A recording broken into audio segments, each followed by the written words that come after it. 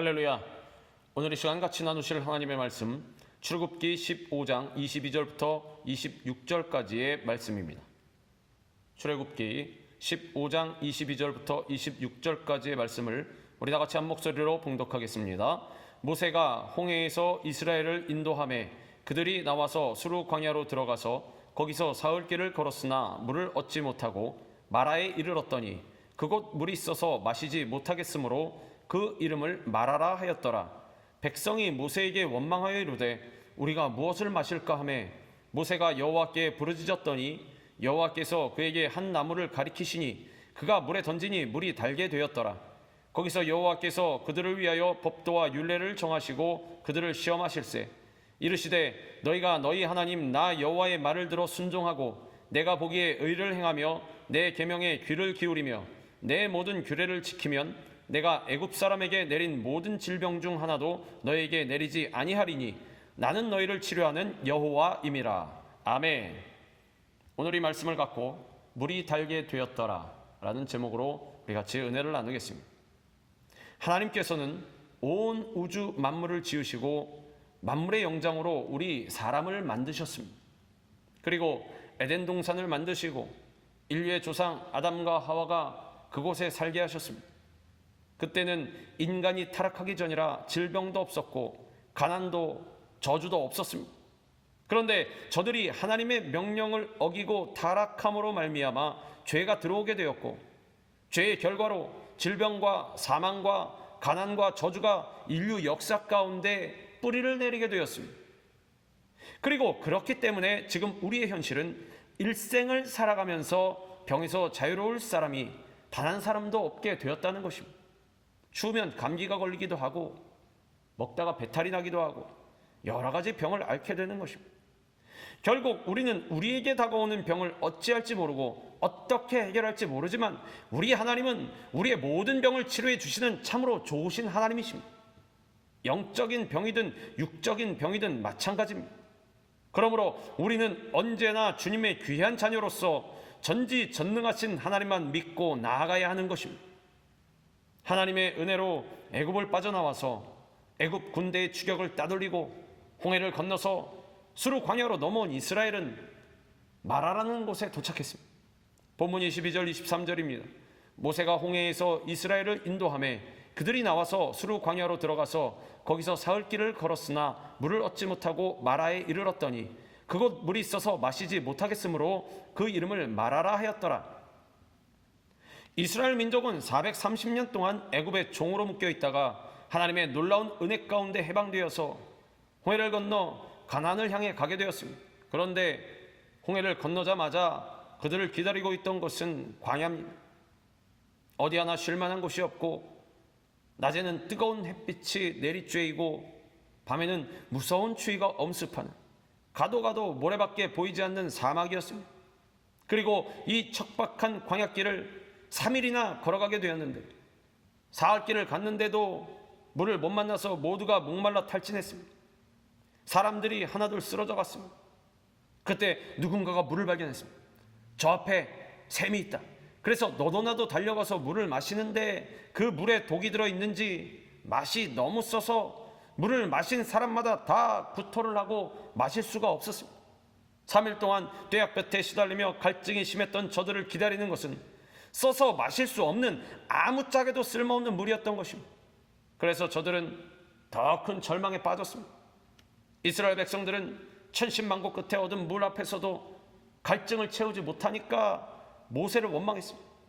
본문 24절입니다.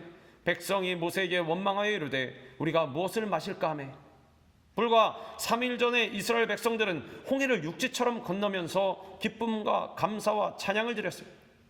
그런데 그들이 며칠 물을 얻지 못하니까 기쁨과 감사와 찬양은 어디로 가버렸는지 모르고 단 3일 만에 불평과 원망을 쏟아놓은 것입니다.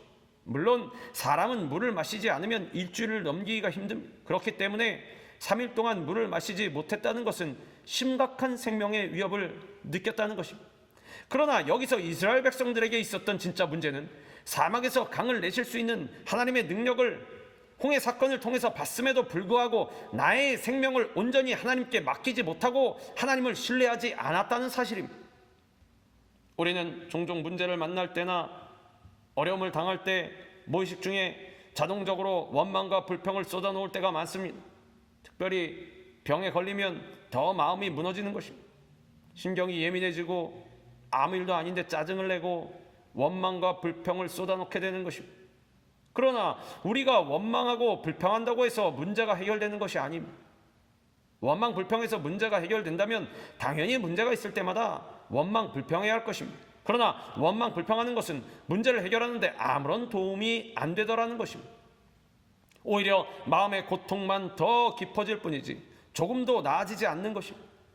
인생의 고통과 인생의 갈증은 절대로 우리 스스로 해결할 수가 없습니다. 오직 주님만이 해결해 주실 수가 있는 것입니다. 주님은 오늘도 우리에게 말씀하십니다. 내가 주는 물을 마시는 자는 영원히 목마르지 아니하리니 내가 주는 물은 그 속에서 영생하도록 솟아나는 샘물이 되리라. 목이 마를 때 생수병을 따서 물을 마시면 육신의 갈증은 잠시 해결될 수가 있겠지만 영혼의 갈증, 마음의 갈증은 해결될 수가 없는 것입니다. 우리 영혼의 근본적인 갈증을 해결해 줄 분은 오직 예수님 한 분밖에 없는 것입니다. 문제를 만나거나 어려움을 당할 때는 절대로 원망하거나 불평하지 말고 온 세상 만물 모든 삶의 주권자 되시는 주님 앞에 나와 도우심을 간구해야 하는 것입니다. 하나님은 우리에게 아무것도 염려하지 말고 모든 일에 기도와 간구로 필요한 것을 감사함으로 하나님께 아뢰라고 말씀하셨습니다. 염려할 시간에, 걱정할 시간에, 원망 불평할 시간에 주님 앞에 엎드려 기도하라는 것입니다. 더욱이 기도할 때 두려움과 불평과 불안함으로 하는 것이 아니라 감사함으로 기도를 드릴 때 하나님이 응답해 주시고 문제를 해결해 주신다는 것입니다. 절망 중에 그리고 고통 중에 드리는 감사는 기적을 가져오는 것입니다. 하나님의 은혜와 축복을 가져오는 것입니다. 데살로니가전서 5장 18절은 말씀합니다. 범사에 감사하라. 이것이 그리스도 예수 안에서 너희를 향하신 하나님의 뜻이니라. 범사에 감사하는 것, 이것이 바로 문제 해결의 열쇠요 하나님의 명령인 것입니다. 억울하게 누명을 쓴 바울과 실라가 감옥에 갇혔을 때 그들은 원망하고 불평하지 아니하고 오히려 감사와 찬양을 드렸습니다. 하나님께 감사하고 기쁨으로 찬양하니까 하나님이 큰 지진을 일으키셔서 옥문을 열고 메인 것을 풀어주셨습니다. 물론 절망의 때에 감사하기는 쉽지 않습니다. 일례로 몸이 아파 병원에 입원해서 누워있는데 감사하기가 쉽지 않은 것입니다. 저도 한국에 있을 때 교통사고를 당해서 병원에 입원해 있던 적이 있습니다. 다친 다리를 째고 죽은 피고름을 짜내고 깁스를 해놨는데 밤에 잘 때 되면 얼마나 아프고 불편한지 이리 뒤척이고 저리 뒤척여도 다리가 아파서 잠을 잘 수가 없습니다. 또 잠을 못 자니까 화가 나고 입에서 탄식만 나오지 도저히 감사가 나오지 않았습니다. 그러나 인생의 밤을 만났을 때 억울한 일을 당하고 몸에 병이 들어 고통을 당할 때 그럼에도 불구하고 그 자리에서 감사하면 기적이 일어나는 것입니다. 하나님의 은혜가 임하는 것입니다. 바울과 실라가 감옥에 갇혀서 감사 찬양을 드릴 때 모든 메인 것이 다 풀어지고 옥문이 열리고 그를 지키던 간수가 회개하고 간수의 모든 가족이 예수를 믿고 교회가 서는 기적이 임하게 되었습니다. 그러므로 우리가 인생 살아가는 동안에 어떠한 힘들고 어려운 일이 다가와도 첫째도 감사, 둘째도 감사, 마지막도 감사, 감사의 제단을 쌓고 믿음으로 전진해 나아가야 하는 것입니다. 주님은 계속해서 어려움 가운데 있는 우리를 돕고 계십니다. 우리에게 언제나 축복과 위로의 말씀을 주시는 것입니다. 두려워하지 말라. 내가 너와 함께함이라. 놀라지 말라. 나는 내 하나님이 됨이라. 내가 너를 굳세게 하리라. 참으로 너를 도와주리라. 참으로 나의 의로운 오른손으로 너를 붙들리라. 절망에 처한 우리를 주님의 능력의 오른손으로 붙들어 주시는 것입니다. 절망의 때에 기도하고 감사하면 기적이 일어나는 것입니다. 절망의 때에 기도하면 주님께서 모든 문제를 해결해 주시는 것입니다. 본문 25절입니다. 모세가 여호와께 부르짖었더니 여호와께서 그에게 한 나무를 가리키시니 그가 물에 던지니 물이 달게 되었더라. 거기서 여호와께서 그들을 위하여 법도와 율례를 정하시고 그들을 시험하실세. 이스라엘 백성들은 애굽 종살이에서 하나님의 놀라운 기적으로 구원받았음에도 불구하고 3일 동안 물이 없어서 갈증이 생겨나자 원망과 불평을 쏟아놨습니다. 그런데 모세는 그 원망과 불평에 일일이 대답하지 않았습니다. 사람들이 다가와서 우리를 참소하고 비판할 때 우리는 모세와 같이 일일이 답변하지 말고 오직 주님께 엎드려서 기도해야 하는 것입니다. 하나님은 나에게 부르짖으면 너에게 응답하겠고 내가 알지 못하는 크고 은밀한 일을 보여주겠다고 말씀하셨습니다. 주님 앞에 나와서 간절히 기도할 때 주님이 우리의 기도를 들으시고 응답해 주시는 것입니다. 모세가 백성들의 원망을 들었으나 일일이 대꾸하지 않고 즉시 주님께 엎드려 기도할 때 주님께서 답을 주신 것입니다. 저 나무를 물에 던져라. 물에 던지니 쓴맛이 다 빠지고 단물이 되었습니다. 이제 물을 마시고 갈증을 해결할 수 있게 된 것입니다. 말씀에 순종할 때 기적은 일어나는 것입니다. 은혜가 임하는 것입니다. 기도할 때 말씀을 주시고 말씀에 순종하면 이와 같은 놀라운 일들이 일어나게 되는 것입니다. 사람마다 예외 없이 마음에 쓴물을 담고 살고 있습니다. 좋은 기억은 쉽게 잊어버리는데 상처받은 기억은 평생 안고 살아가는 것입니다. 쓴물을 담고 살고 있기 때문입니다. 마음속에 갖고 있는 잔잔한 호수에 독이 들어가서 쓴물이 된 것입니다. 그래서 밤낮 쓴물을 마시면서 분노하고 아파하고 괴로워하며 살아가고 있는 것입니다. 자라나면서 부모에게 무시당하고 사랑받지 못한 사람은 늘 부모에 대한 원망과 섭섭함이 있습니다. 배신당한 기억을 가진 사람은 그 배신당한 상처로 인해서 고통 속에 살아갑니다. 어떤 사람들은 억울하게 비난당하고 짓밟히고 무시당했던 기억들이 마음에 남아있는 것입니다. 외롭게 살아서 늘 아무에게도 인정받지 못하고 사랑받지 못했던 그러한 자기에 대한 낮은 자존감, 열등의식으로 살아가는 사람들도 있습니다. 이것들이 내 마음속에서 계속해서 지금도 쓴물을 내고 있는 것입니다. 그런데 내 힘으로는 이 쓴물을 도저히 단물로 바꿀 수가 없습니다. 이 쓴물을 제거할 수가 없는 것입니다. 내가 아무리 노력을 해도 좋은 일이 있을 때만 잠깐 잊어버릴 뿐이지 내가 약해지면 다시 이것이 내게 쓴물을 내서 고통을 가져다 주는 것입니다. 쓴물을 단물로 바꾸는 것은 사람의 힘으로 할 수 있는 것이 아닙니다. 이것은 오직 주님이 도와주셔야만 할 수 있는 것입니다. 하나님께서 말씀하십니다. 나뭇가지를 던져 쓴물을 단물로 바꿔라. 이 나뭇가지가 바로 예수님의 십자가입니다. 여러분의 마음의 쓴물에 예수님의 십자가를 던져 넣으시기 바랍니다. 예수님의 십자가의 보혈의 능력이 과거의 모든 상처를 치료하고 여러분을 회복시켜 주실 것입니다. 쓴뿌리가 뽑혀 나가고 쓴물이 달게 되는 은혜가 임하게 되는 것입니다. 예수님의 보혈의 능력으로 죄사함 받고 예수님의 보혈의 능력으로 과거를 치료함 받고 예수님의 보혈의 능력으로 삶이 회복되는 역사가 우리 모두에게 있기를 주님의 이름으로 축원합니다. 예수님의 보혈의 능력을 체험할 때 하나님은 우리에게 치료자 하나님으로 다가오십니다. 하나님은 우리에게 여호와라파 치료의 하나님으로 다가오셔서 우리의 모든 병을 치료해 주시는 것입니다. 본문 26절입니다. 이르시되 너희가 너희 하나님 나 여호와의 말을 들어 순종하고 내가 보기에 의를 행하며 내 계명에 귀를 기울이며 내 모든 규례를 지키면 내가 애굽 사람에게 내린 모든 질병 중 하나도 너에게 내리지 아니하리니 나는 너희를 치료하는 여호와임이라. 치료자이신 하나님은 지금도 우리를 치료하고 계시는 것입니다. 과거의 상처를 치료하시고 오늘의 상처를 치료하시고 앞으로 다가올 상처도 다 치료해 주시는 것입니다. 더 이상 과거의 상처에 매여서 쓴물 속에 갇혀 살지 말고 예수님의 십자가 능력으로 쓴물을 단물로 바꾸고 늘 치료하신 하나님의 은혜를 체험하며 살아가는 여러분 되기를 바랍니다. 우리가 말씀을 따라 살아가게 되면 말씀이 우리의 삶 가운데 은혜를 가져다 주고 우리의 마음의 병, 육신의 병, 환경의 병을 치료해 주는 것입니다.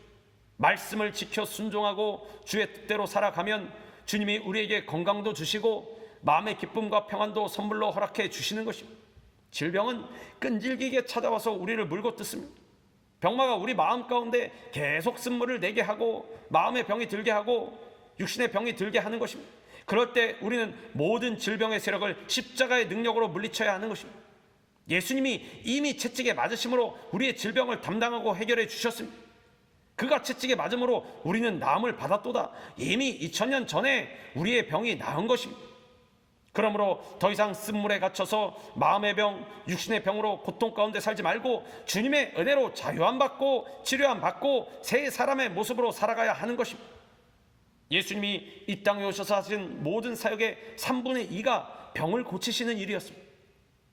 말씀을 증거하시면서 사람들이 데려오는 모든 앓는 자, 각종 병에 걸려서 고통당하는 자, 귀신 들린 자, 간질하는 자, 중풍병자들을 고치셨습니다. 그 주님께서 지금도 우리를 고치고 계십니다. 먼저 우리 마음의 쓴물을 십자가의 능력으로 단물로 바꿔야 합니다. 우리 마음의 쓴뿌리를 뽑아내야 하는 것입니다. 오직 말씀에 순종할 때 우리 마음의 쓴뿌리를 뽑아낼 수가 있고 하나님이 주시는 기쁨과 평안함과 건강을 누리게 되는 것입니다. 어느 할아버지가 암 진단을 받았습니다. 이 할아버지는 암 진단을 받은 날부터 갑자기 성격이 매우 난폭해졌습니다. 식구들이나 주변 사람들에게도 욕을 하고 아무도 만나려고 하지 않았습니다. 그런데 동네에서 이 할아버지를 가끔 만나던 어린 꼬마가 할아버지가 아프다는 소식을 듣고 병원으로 찾아왔습니다. 이 할아버지 식구들은 호기심 반 기대 반으로 한번 들어가서 할아버지를 만나볼래? 이렇게 하면서 그 꼬마를 들여보냈습니다. 그런데 20-30분 동안 소년이 할아버지를 만나고 나온 뒤에 할아버지가 변했습니다. 태도가 갑자기 부드러워지고 사람들도 만나고 이야기도 하는 것이었습니다. 사람들은 이상해서 소년에게 물어봤습니다. 너 할아버지와 무슨 이야기를 했니? 소년은 대답했습니다. 아무 이야기도 안 했어요. 그러면 도대체 할아버지랑 20-30분 동안이나 뭘 했니? 그랬더니 그 소년이 이렇게 대답합니다. 저요? 할아버지하고 같이 울었어요. 할아버지의 아픔을 자신의 아픔으로 느끼면서 함께 우는 순간 더불어 껴안고 울던 그 눈물을 통해서 할아버지의 마음의 아픔과 상처가 치유된 것입니다. 이처럼 우리가 긍휼의 마음을 가지고 아픔을 함께 느낄 때 치유의 능력이 솟아나는 것입니다. 십자가를 지신 예수님은 우리의 고통과 상처, 우리가 배신당하고 오해받은 것, 우리의 눈물, 우리의 죄악의 치욕과 부끄러움을 알고 계시고 이해하십니다. 긍휼의 마음으로 우리를 돌아보시고 품어주시는 것입니다.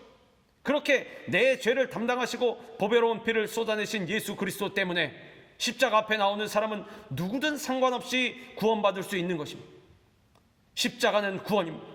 십자가는 능력입니다. 십자가는 위로인 것입니다.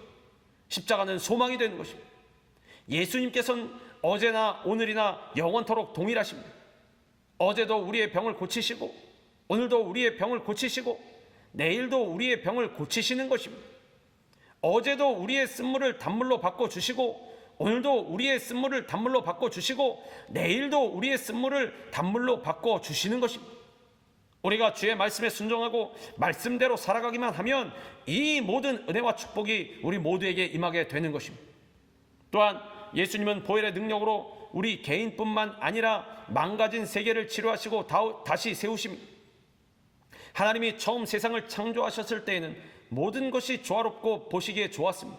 그리고 하나님의 창조 질서 속에서 피조세계는 하나님의 영광을 나타내며 그 목적을 충실히 감당했습니다. 그러나 아담의 타락으로 죄가 들어오게 된 피조세계는 더 이상 창조주의 영광을 드러내지 못하고 하나님의 뜻을 왜곡시켰습니다. 정결하고 거룩한 세계를 죄와 허물로 오염시킨 것입니다. 그래서 하나님은 창조주로서 원래 세계를 창조하신 뜻을 이루기 위해서 망가진 세계를 치료하셔야 했습니다. 그리고 이를 위해 그 아들 예수 그리스도를 세상에 보내셔서 대속의 죽음으로 온 세상을 치유하게 하셨습니다. 예수 그리스도의 보혈은 단지 사람만을 구원하는 것이 아니라 모든 피조세계를 치료하여서 회복시키는 능력이 되는 것입니다.